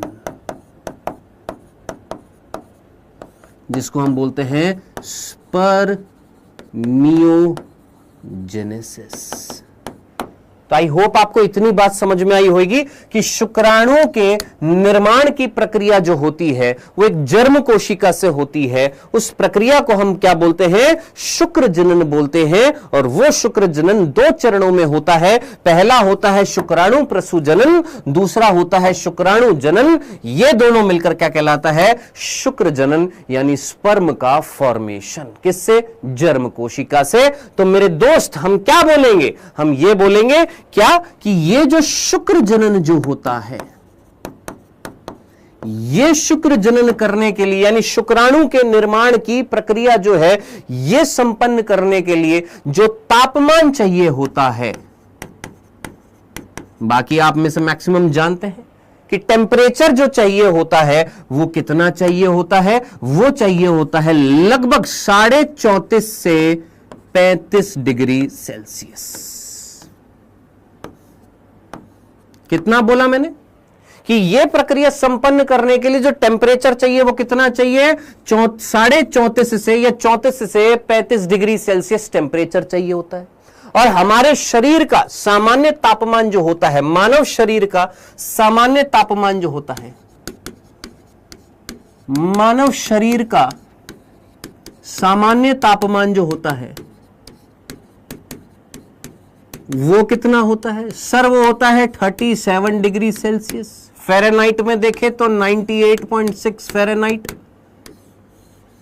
यही होता है, यही होता है हमारे शरीर का normal temperature 37 degree Celsius. Fahrenheit में देखें तो 98.6 फ़ारेनहाइट है ना। तो मानव शरीर का जो सामान्य तापमान जो होता है वो इतना होता है। अब अगर हम सेल्सियस के रेस्पेक्ट में देखें तो शुक्र जनन करने के लिए तापमान कितना चाहिए? इतना। और हमारे शरीर का तापमान कितना है गुरु? इतना। तो कितना कम चाहिए शुक्र जनन के लिए? हम सीधा बोलेंगे सर शुक्र जनन के लिए, अब देखिए हमारी एनसीईआरटी में ही बांगड़ूपना दिखा रखा है क्या? हमारी हिंदी मीडियम की एनसीईआरटी में शुक्राणु जनन लिखा हुआ है और वही इसी चैप्टर में आगे चलेगा। इंग्लिश में लिखा हुआ है स्पर्मेटोजेनेसिस, देख लेना है, इंग्लिश मीडियम में सही लिखा हुआ है स्पर्मेटोजेनेसिस। कि स्पर्मेटोजेनेसिस करने के लिए, स्पर्मेटोजेनेसिस करने के लिए यानी शुक्र जनन करने के लिए तापमान कितना चाहिए? सामान्य शरीर के तापमान से, सामान्य शरीर के तापमान से, सामान्य मानव शरीर के तापमान से 2 से 2.5 डिग्री कम चाहिए होता है। 2 से 2.5 डिग्री सेल्सियस कम चाहिए होता है। अब इतना अगर कम चाहिए तो वो कम कहां पर मिलेगा? सर वो कम मिलेगा कहां? शरीर के बाहर। अब वो कहां पर कम मिलेगा? सर शरीर के बाहर। अब शरीर के बाहर, शरीर के बाहर किसमें? सर वृषण कोश में। शरीर के बाहर किसमें? सर वृषण कोश में, स्क्रोटम में। तो इसको बाहर ले जाना पड़ेगा। हां, हम यही तो पूछ रहे थे कि भैया ये वृषण कब बाहर आते हैं? हमने बोला 7वें महीने में आते हैं। आपने बोला 7वें महीने मींस गर्भकाल के 7वें महीने में आते हैं। कौन लेकर आता है गुरु? हार्मोन लेकर आता है। क्यों लेकर आ रहा है? क्योंकि शुक्र जनन अगर कराना है, क्या कराना है? शुक्र जनन अगर कराना है, यानी स्पर्म का अगर फॉर्मेशन कराना है, शुक्राणु का निर्माण कराना है, तो यह निर्माण कराने के लिए जो तापमान चाहिए वो इतना चाहिए। यानी कितना चाहिए? सामान्य शरीर के तापमान से 2 से 2.5 डिग्री कम चाहिए। और यह 2 से 2.5 डिग्री कम कहां पर मिलेगा? उसको शरीर से बाहर मिलेगा। कहां मिलेगा? वृषण कोश में मिलेगा। डन। अब बात आ रही है, ध्यान से सुनना, कि क्या सभी में होता है? नहीं जनाब। अगर मैं आपसे बोलूं हाथी के अंदर, जो हमारी एनसीईआरटी में नहीं लिखा हुआ, हमारी एनसीईआरटी में यह लिखा हुआ जो आपने याद रखना है, प्रश्न बनेगा नीट में, यहां से बनेगा। यहां से नहीं बनेगा। बस हम एक कंसेप्ट देख रहे हैं, क्या सभी जीवों के अंदर ये वृषण बाहर आते हैं? नहीं, हाथी में वृषण शरीर से बाहर नहीं आते। अब आप बोलेंगे क्यों? मैंने बोला हाथी में जो शरीर का सामान्य तापमान है, शरीर का जो सामान्य तापमान जो है वो कितना है? 35.9 डिग्री सेल्सियस है। कितना है? 35.9 डिग्री सेल्सियस है। फ़ारेनहाइट में 96.8 समथिंग कुछ फ़ारेनहाइट में है। ठीक है, तो शरीर का सामान्य तापमान कितना? हाथी का सर इतना है। और इतने ही तापमान पर, क्या बोला हमने? इतने ही तापमान पर, इतने ही तापमान पर शुक्र जनन हो जाता है। किसमें? हाथी में। भाई हमारे अंदर नहीं हो रहा था, सीधी सी बात है। हमारे अंदर कम तापमान चाहिए था। शरीर का जो सामान्य तापमान था 37 डिग्री, उससे 2 से 2.5 डिग्री कम चाहिए था, इसलिए आगे बाहर। हाथी में जितना तापमान है शरीर का, उतने ही तापमान पर अगर शुक्र जनन हो रहा है, शुक्राणु का निर्माण हो रहा है, तो क्यों भेजे? सोचो। हमारे अंदर इसलिए भेज रहे थे क्योंकि जो टेम्परेचर चाहिए था वो कम चाहिए था। किससे? बॉडी के टेम्परेचर से कम चाहिए था, इसलिए बाहर निकाल दिया, रास्ता दे दिया, बाहर निकलो भाई। तुमको जो तापमान चाहिए वो शरीर के अंदर नहीं मिलेगा, तुम बाहर निकलो। हाथी ने बोला तुम हमारे पास ही रहो, हम तुमको बाहर नहीं जाने देंगे। क्यों? जितना तुमको तापमान चाहिए हमारे शरीर का तापमान उतना ही है, तो नहीं निकाला, सीधी सी बात। तो ये चीज याद रखनी कि सभी जीवों में शुक्राणु वृषण जो है वो शरीर से बाहर नहीं जाते हैं। इनफैक्ट कुछ कुछ केसेस में, जैसे अगर मैं चमगादड़ की बात करूं तो वहां पर केवल संभोग के समय या कॉपुलेशन के समय, या मैं बोलूंगा जनन के समय बाहर आते हैं, उसके बाद जनन होने के बाद वापस अंदर चले जाते हैं। तो अलग अलग जीवों में अलग अलग परिस्थितियां हैं। हम पर्टिकुलरली स्ट्रिक्ट रहेंगे हमारे सिलेबस में, किसमें? ह्यूमंस में बाहर क्यों आए थे। रीजन आपको समझ में आ गया कि क्यों बाहर आए थे? क्योंकि शरीर का जो तापमान जो था 37 डिग्री, उससे कम चाहिए था, 2 से 2.5 डिग्री कम चाहिए था। यानी कितना चाहिए था सर? इतना चाहिए था तापमान। और यह तापमान कहां पर मिलेगा? वृषण कोश में मिलेगा, इसलिए ये बाहर आ जाते हैं। कौन बाहर लेकर आता है? ये हार्मोन बाहर लेकर आता है। कब बाहर आते हैं? 7वें महीने में, गर्भकाल के 7वें महीने में बाहर आ जाते हैं। ये प्राथमिक लैंगिक अंग होते हैं, उदर गुहा के बाहर श्रोणी क्षेत्र में पाए जाते हैं। उत्पत्ति इनकी मेसोडर्म से होती है। आई होप यहां तक की बात आपको समझ में आ गई होगी। कितने बिंदु हो चुके सर? 7 बिंदु हो चुके। 8वें बिंदु पर बढ़ते हैं। सर अगर ये FSH हार्मोन कम हो, बहुत ही ज्यादा कम हो, तो फिर तो सर ये बाहर नहीं आ पाएंगे। मैंने कहा यस। तो इस परिस्थिति में मनुष्य के अंदर अगर वृषण अंदर रह जाए, क्या बोला हमने कि अगर वृषण उदर गुहा से बाहर वृषण कोश में नहीं आते,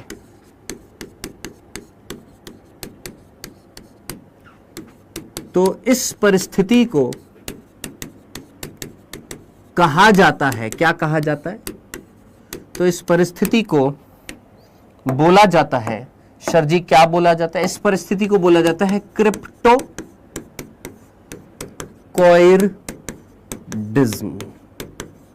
याद रखना, इस परिस्थिति को हम क्या नाम देते हैं? क्रिप्टोकॉइडिज्म कहते हैं।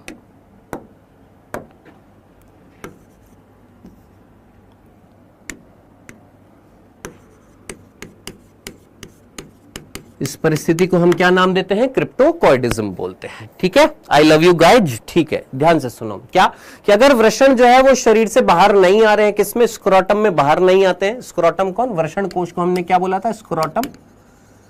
इससे बाहर अगर नहीं आ पाते हैं, सॉरी उदर गुहा से बाहर नहीं आ पाते और वृषण कोश में नहीं जा पाते, शरीर के अंदर ही रह जाते हैं, इस परिस्थिति को क्या बोला जाता है? क्रिप्टोकॉइडिज्म। अब मैं आपसे पूछता हूं, मुझे बताइए अगर किसी नर के अंदर क्रिप्टोकॉइडिज्म है तो क्या वो नर जनन योग्य है या नहीं है? आंसर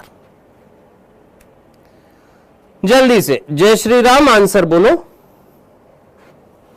सर फालतू लोगों को आउट कर दीजिए, आप देखिए ही मत यार दोस्त, जिंदगी में ऐसे बहुत सारे फालतू लोग मिलेंगे, इग्नोर देम। हाँ जी, हाँ जी बताइए, अगर किसी नर के अंदर अगर ये क्रिप्टोकॉइडिज्म है तो क्या वो जनन योग्य है? क्या वो जनन योग्य है? क्या वो बच्चे की उत्पत्ति कर पाएगा? क्या वो जनन दर्शा पाएगा? मतलब क्या अगली पीढ़ी ला पाएगा, संतान उत्पन्न कर पाएगा? नहीं, सीधी सी बात है, वो जनन योग्य नहीं है। क्यों जनन योग्य नहीं है? अरे भैया वृषण अंदर है, वृषण जब शरीर के अंदर है तो तापमान कितना मिल रहा है? 37 डिग्री, और 37 डिग्री पर तो शुक्राणु का निर्माण नहीं होएगा, सीधी सी बात है। तो ऐसी परिस्थिति में वो नर कैसा होएगा? स्टेराइल होएगा। वो नर कैसा होएगा सर? वो नर स्टेराइल होएगा, वो जनन अयोग्य होएगा। तो सर क्या इसका इलाज है? बिल्कुल इलाज है दोस्त। बचपन में ही पता लग जाता है ना, बच्चा जब पैदा होता है पता लग जाता है ना कि वृषण शरीर से बाहर है या नहीं है, तो डॉक्टर भी देख लेता है तो सीधी सी बात है, ऑपरेट करता है, सर्जरी करता है, और सर्जरी करने के बाद उनको बाहर निकाल दिया जाता है। सिंपल सी सर्जरी होती है दोस्त आज की डेट में, डन। तो ऑब्वियस ही बात है, क्या वो लड़का जो पैदा हुआ है अगर वो क्रिप्टोकॉइडिज्म से ग्रसित है, क्या हम चाहते कि वो हमेशा क्रिप्टोकॉइडिज्म से ग्रसित रहे? नहीं, सीधी सी बात है, उसके वृषण को शरीर से बाहर सर्जरी के थ्रू बाहर निकाला जाता है। ठीक है, एक बालक कह रहे सर हम उसकी आईवीएफ करा देंगे, तुम्हारे भेजा है कि नहीं है? कह रहे हम उसकी आईवीएफ करा देंगे, बालक की आईवीएफ करा देंगे। बहुत ही बढ़िया। चलो सर हिंदी में क्रिप्टोकॉइडिज्म कहा जाता है दोस्त, इसको हिंदी में भी क्रिप्टोकॉइडिज्म याद रखना है। ठीक है, ये था 8वां बिंदु, याद रखना। नेक्स्ट 9th बिंदु। 9th बिंदु ये बोलता है कि मान लो अगर वृषण में संक्रमण हो गया, वृषण में कोई रोग हो गया है। क्या बोला हमने? वृषण जो है संक्रामित हो गए हैं, वृषण जो है संक्रामित हो गए हैं। हमने बोला एक नर है जिसमें वृषण जो है वो शरीर से बाहर मिल रहे हैं, ठीक है, लेकिन अब वो वृषण जो है वो क्या हो गए? संक्रामित हो गए, इन्फेक्टेड हो गए हैं, उनमें कैंसर वेंसर हो गया मान लो। किसमें? वृषण में कैंसर हो गया? हाँ जी बिल्कुल हो सकता है। तो वृषण जो अगर संक्रामित हो गए हैं, उनमें परिस्थिति बहुत ही गंभीर हो गई है, तो इस कंडीशन में क्या करना पड़ेगा सर? सर्जरी से ऑपरेट करके वृषण को शरीर से अलग करना पड़ेगा। इस परिस्थिति में वृषण को शरीर से हटा देना पड़ेगा, और वृषण को जब हम शरीर से हटा देंगे, वृषण को जब हम शरीर से हटा देते हैं तो इस प्रक्रिया को हम क्या बोलते हैं सर? इस प्रक्रिया को क्या बोलते हैं? ऑर्किडेक्टोमी कहते हैं। इस प्रक्रिया को हम क्या बोलते हैं? ऑर्किडेक्टोमी। ध्यान से सुनना, कुछ वर्ड जो जरूरी है याद रखने लायक, याद रख लेना। क्यों सर? अब देखिए ऑर्किडेक्टोमी हमारी एनसीईआरटी में नहीं लिखा हुआ है, लेकिन वेसेक्टोमी, ट्यूबेक्टोमी इससे अगले वाले चैप्टर में लिखा हुआ है। तो तूने सुना होगा Tommy Tommy Tommy Tommy Tommy, तुमने सुना होगा टॉमी किसका नाम होता है? कुत्ते का, है ना? लेकिन यहां पर टॉमी तेरे को कई सारे मिलेंगे, वेसेक्टोमी, ऑर्किडेक्टोमी, ट्यूबेक्टोमी, मेस्टेक्टोमी, हिस्टेरेक्टोमी, कई सारे टॉमी आएंगे, जिसमें से पहला टॉमी याद रख लेना कौन सा? ऑर्किडेक्टोमी। क्या होता है ऑर्किडेक्टोमी? वृषण को शरीर से हटा देना। क्यों हटा देना? क्योंकि वृषण जो है वो क्या हो चुके हैं सर? संक्रामित हो चुके हैं, ग्रसित हो चुके हैं, उनमें इंफेक्शन हो चुका है या किसी रोग की कंडीशन उसमें आ चुकी है। सिंपल सा था। अब बालक कह रहे सर इंग्विनल हर्निया क्या है? तो रुक जा, तेरे को बहुत जल्दी है, पिछले साल भी ऐसे तेरे को जल्दी थी, इस साल भी बहुत जल्दी है, रुक जा, पेशेंस रख, धैर्य रख। पेशेंस, धैर्य रखेगा, सारी चीजें आएंगी समझ में। डन। तो ऑर्किडेक्टोमी समझ में आ गया, वृषण को हटा देना।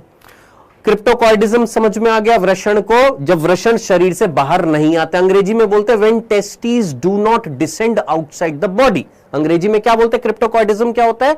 When testes do not descend. Descend का मतलब होता है बाहर आना।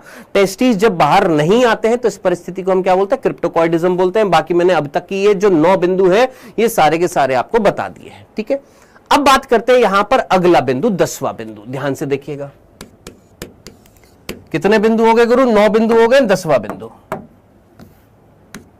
बालक ने बोला सर इंग्विनल हर्निया क्या है? मैंने कहा बता रहा हूं, इधर देखना। देखिए 10वां बिंदु समझने से पहले वही डायग्राम को हम वापस से देख रहे हैं। आप मुझे बताइएगा इस डायग्राम में हम वृषण को शरीर से बाहर लाए थे, हाँ जी, एक पाउच लाइक स्ट्रक्चर में जिसका नाम आप जानते हैं, हाँ जी। ये पाउच लाइक स्ट्रक्चर जो थी इसका नाम क्या था सर? स्क्रोटम था, हाँ जी। ये कौन है गुरु? वृषण है। ये कौन है? वृषण कोश। ये कौन है? वृषण। ठीक है। अब ये वृषण जो है, वृषण कोश के अंदर एक पतली सी झिल्ली होती है, हालांकि पतली नहीं दिखाऊंगा, थोड़ी सी बड़ी करके दिखा रहा हूं। ये एक झिल्ली होती है, पतली सी झिल्ली होती है जो वृषण को वृषण कोश से जोड़े रखती है। क्या बोला हमने? ये एक पतली सी झिल्ली है जो वृषण को वृषण कोश से जोड़े रखती है। ये पतली सी झिल्ली जो वृषण को वृषण कोश से जोड़े रखती है, इस झिल्ली का नाम आपने याद रख सकते हैं तो याद रख लेना, इसको हम बोलते हैं गुबर्नेक्यूलम।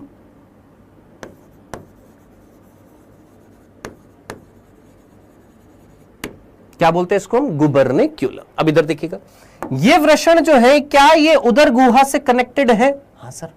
कैसे? एक नलिका से। ये नलिका आपको दिखाई दे रही है? हाँ जी। ये नलिका वृषण को कौन से पोर्शन से कनेक्ट कर रही है सर? उदर से। उदर में जा रही है ये नलिका, ये उदर पोर्शन था, इस उदर पोर्शन में जा रही है ये नलिका, हाँ जी। अब ये जो नलिका जो है, इस नलिका का नाम क्या है? ये नलिका का नाम क्या है? और एक और नलिका थी जिसको ऑलरेडी मैंने आपको बता दिया था, ये है इंग्विनल कैनाल।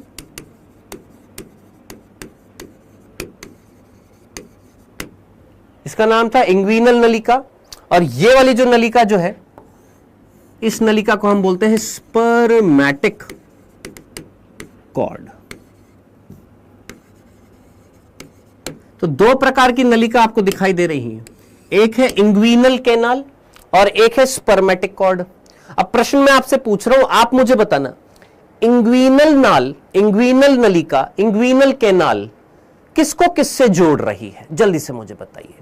क्या वृषण को उदर से जोड़ रही है या वृषण कोश को शरीर की भित्ति से जोड़ रही है? सोच, दिमाग लगा, सोच, आराम से सोचना, आराम से सोचना। इंग्विनल कैनाल, ये है इंग्विनल कैनाल दोस्त, ये वाली, ये इंग्विनल कैनाल है। ये इंग्विनल कैनाल किसको किससे जोड़ रही है सर? ये वृषण कोश को, ये है वृषण कोश, स्क्रोटम। इस वृषण कोश को शरीर की भित्ति जो है, शरीर की जो दीवार जो है, बॉडी की जो वॉल जो है, उससे कनेक्ट कर रही है या नहीं कर रही है? हां सर। तो इंग्विनल कैनाल किसको किससे कनेक्ट करती है सर? ये वृषण कोश को शरीर की भित्ति से या शरीर भित्ति से जोड़ती है।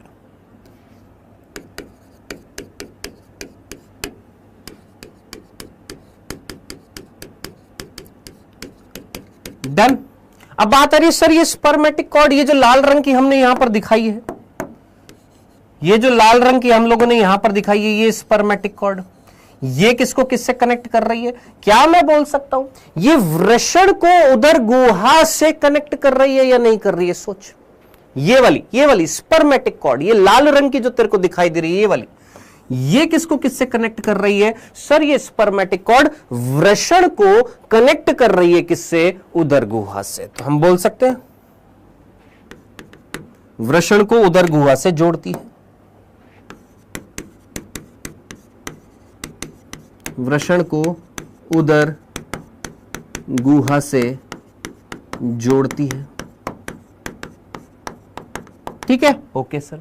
अब ये जो नलिका जो आपको दिखाई दे रही है स्पर्मेटिक कॉर्ड, स्पर्मेटिक कॉर्ड को हिंदी में बोलते हैं स्पर्मेटिक रज्जू बोल दिया जाता है। इसको हम क्या बोलते हैं? स्पर्मेटिक रज्जू बोलते हैं। कॉर्ड को हम अंग्रेजी हिंदी में क्या बोलते हैं? रज्जू कहते हैं। अब रज्जू मतलब एक धागा, एक नलिका है ये। सर इस नलिका के अंदर क्या पाया जाता है? ध्यान से देखिएगा, समझने की कोशिश करिएगा। जस्ट इमेजिन कि ये स्पर्मेटिक कॉर्ड है और ये हमारा वृषण है। ठीक है, ये कौन थी सर? स्पर्मेटिक कॉर्ड थी।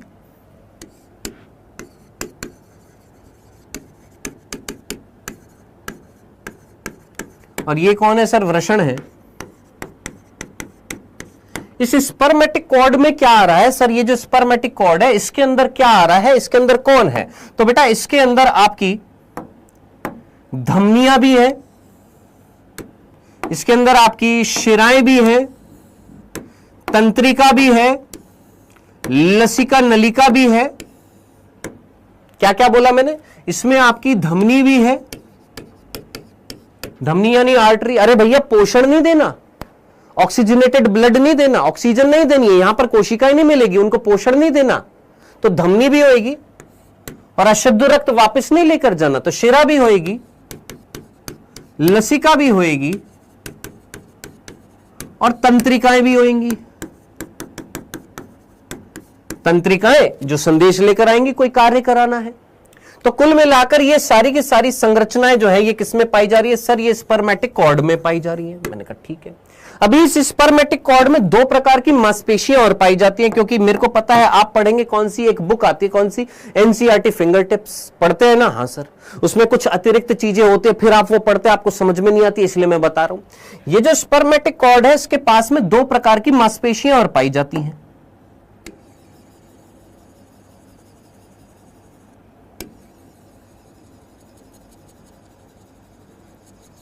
क्या बोला हमने? यहां पर दो प्रकार की मसल्स पाई जाती हैं।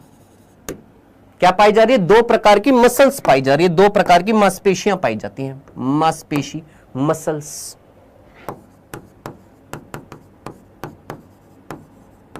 कितनी सर? दो प्रकार की। कौन कौन सी?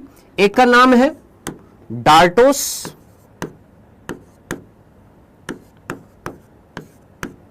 और एक का नाम है क्रीमेस्टर।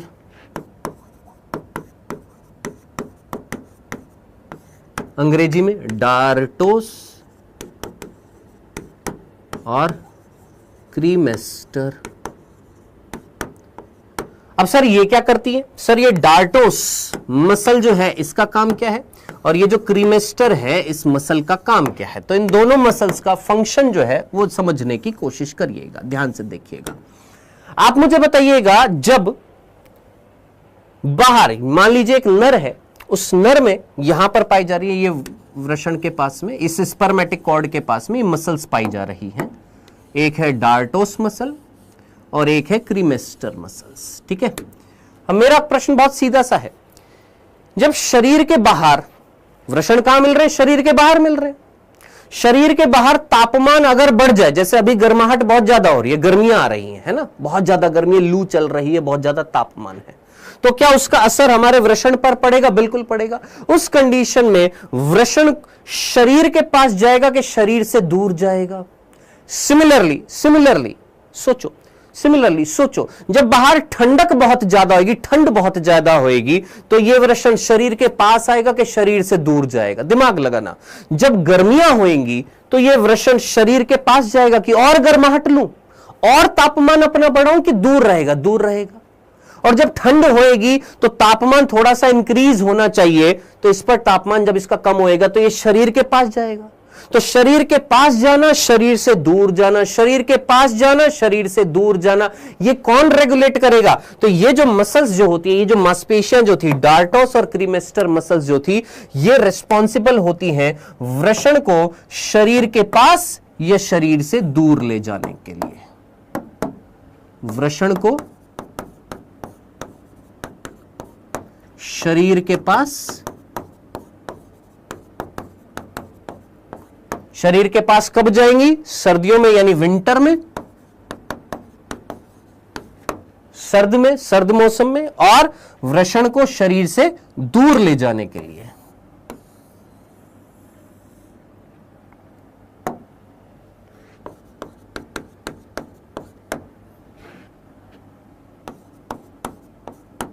कब भैया? समर में। ये उत्तरदायी होती है। तो ये चीज याद रखना, वापस से रिपीट कर रहा हूं, ध्यान से सुनिएगा। देखिए हमने बोला ये हमारा शरीर था जिसमें ये एक नलिका थी जिसका नाम था इंग्विनल कैनाल। इस नलिका से होते हुए वृषण बाहर आए थे, किसमें? वृषण कोश में। ये इंग्विनल कैनाल क्या कर रही थी, वृषण कोश को शरीर की भित्ति से जोड़ रही थी। इसी इंग्विनल नाल से होते हुए एक कॉर्ड आ रही है, एक रज्जू आ रही है जिसका नाम है स्पर्मेटिक रज्जू। ये है स्पर्मेटिक रज्जू।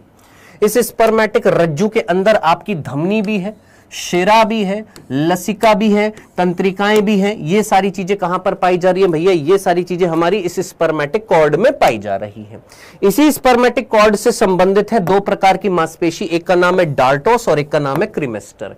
ये क्या करती है, वृषण को शरीर से दूर या वृषण को शरीर के पास लेकर आती है। कब, जब वातावरण में तापमान का बदलाव आता है। जब सर्दियां आती हैं तो शरीर के पास लाती हैं ताकि टेम्परेचर थोड़ा सा इंक्रीज मिले। गर्मियां आती हैं तो वृषण को शरीर से दूर रखती है ताकि तापमान ज्यादा ना बढ़े। तो इस प्रकार यह संरचना पाई जा रही है किसमें, इस इंग्विनल नलिका के अंदर, स्पर्मेटिक कॉर्ड। अब एक बालक ने पूछा सर ये इंग्विनल कैनाल या इंग्विनल हर्निया क्या होता है। हम जानते हैं ये वाला जो पोर्शन जो होता है यहां पर हमारी क्या पाई जाती है सर, इस तरीके से क्या पाई जा रही है गुरु, आंतें पाई जाती हैं, आंत पाई जा रही है, हां जी पाई जाती है, इंटेस्टाइन, आंत्र पाई जाती हैं, इंटेस्टाइन पाई जाती है, हां जी ठीक है। नीचे की तरफ बड़ी आंत होती है, हां जी।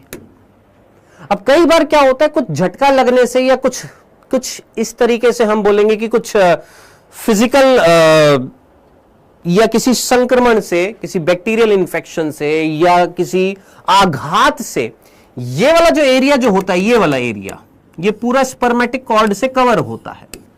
लेकिन कई बार क्या होता है, कुछ आघात लगने से ये एरिया के अंदर धंसती चली जाती है। कौन, हमारी आंतें घुस जाती हैं। अब आंत अगर अंदर घुसेगी तो बहुत ज्यादा पेन होता है। इस कंडीशन को हम क्या बोलते हैं, इंग्विनल हर्निया कहते हैं। तो इंग्विनल हर्निया, जो बालक पूछ रहा था बार बार, इंग्विनल हर्निया क्या होता है, तो जब ये जो आंत जो बहुत हाईली कॉइल्ड है, ये हाईली कॉइल्ड हमारी जो इंटेस्टाइन जो है, अगर इनको स्पेस मिल जाए किसके अंदर घुसने का, इस नलिका के अंदर घुसने का, तो उस कंडीशन को हम क्या बोलते हैं, याद रखना, इंग्विनल हर्निया, जो ऑपरेट करके यहां से वापस से आंतों को अपनी पोजीशन पर लाया जाता है। डन। ये थे हमारे 10 बिंदु, बहुत सिंपल से। अब नेक्स्ट जो हम बिंदु पढ़ने वाले हैं वो हम पढ़ेंगे नेक्स्ट लेक्चर में, और वो पढ़ेंगे वृषण की आंतरिक संरचना। आंतरिक संरचना, इंटरनल स्ट्रक्चर, ये हम पढ़ेंगे। एक क्वेश्चन देकर जा रहा हूं, बस ये थोड़ा सा सुन लीजिए, एक क्वेश्चन देकर जाऊंगा, फिर उसके बाद कमेंट सेक्शन में आपने उसका आंसर लिखना है। किसका, इंटरनल स्ट्रक्चर का। देखिएगा, बस इतनी सी बात सुन लीजिए। देखिए मेरे भाई, ये अगर वृषण है तो इस वृषण के 3 आवरण होते हैं। कौन कौन से, ये हमारा वृषण है और इस वृषण के टोटल 3 आवरण हैं।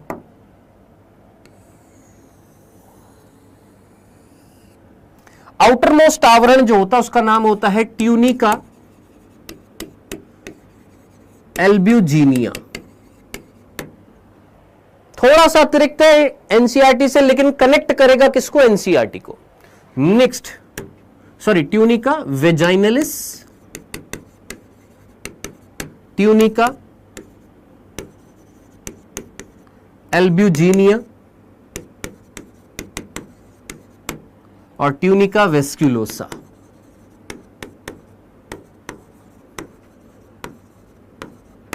ठीक है जी, ये 3 स्तर हैं किसकी, हमारे वृषण की। जो आवरण जो होते हैं वो 3 स्तरों से बने होते हैं, ट्यूनिका वेजाइनलिस, ट्यूनिका एल्ब्यूजिनिया और ट्यूनिका वेस्क्यूलोसा। ये 3 स्तर होती हैं।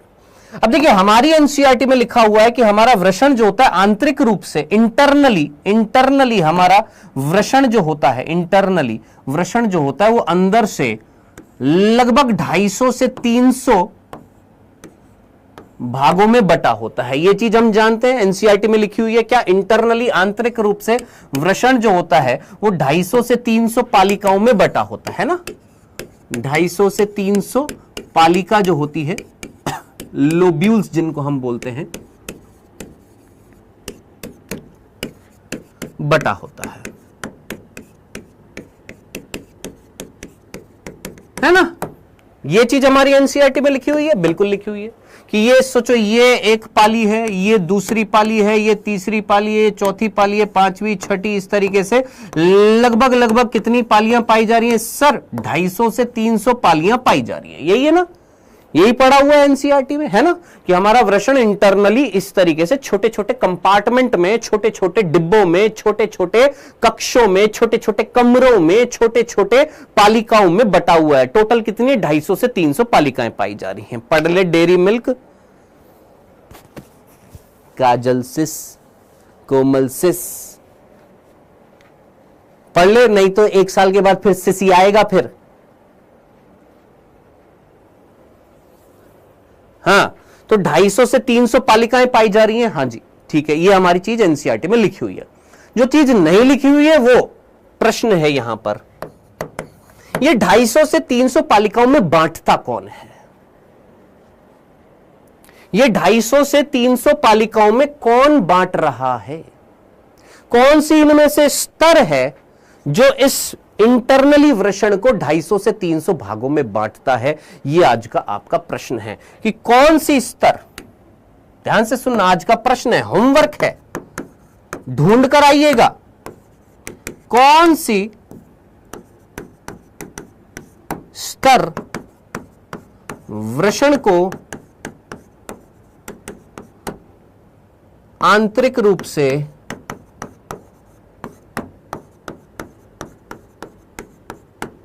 पालिकाओं में विभाजित करती है।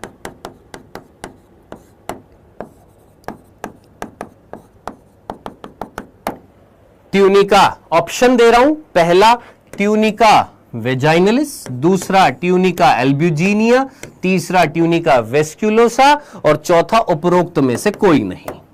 ठीक है, तो ये आज का आपका प्रश्न है, जिसको आप टेस्टिकुलर सेप्टम बोलते हैं, दरार बोलते हैं। वो टेस्टिकुलर सेप्टम अंग्रेजी में बोलते हैं, वो दरार कौन पैदा करता है? प्रश्न समझ, तूने लिख दिया टेस्टिकुलर सेप्टम, सेप्टम का मतलब है दरार। अरे भैया, ये जो दरार, ये जो कमरा, ये जो दीवार जो है, ये कौन बना रहा है?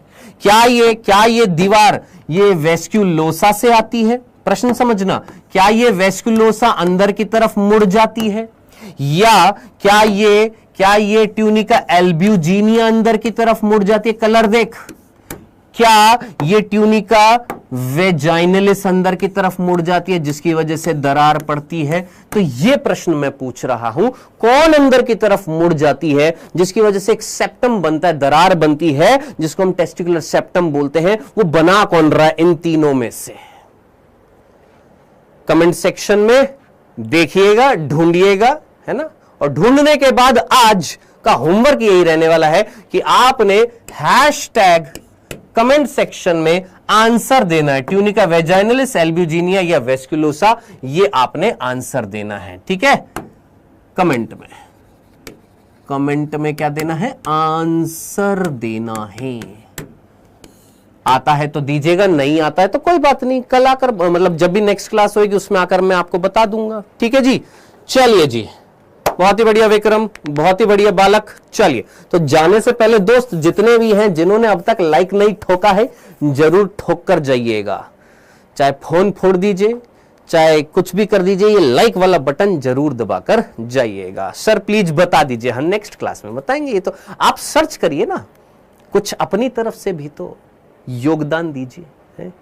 कुछ अपनी तरफ से भी मेहनत करिए, जरा छांटने की कोशिश करिए दोस्त, या डायग्राम्स देखिए, गूगल पर इमेजेस देखिए, हैं? अपनी तरफ से भी तो थोड़ा सा वो होना चाहिए ना। चलिए जी, मिलते हैं नेक्स्ट लेक्चर में, लेक्चर नंबर 2 के साथ में, मानव जनन के। बाय बाय बच्चों, टेक केयर।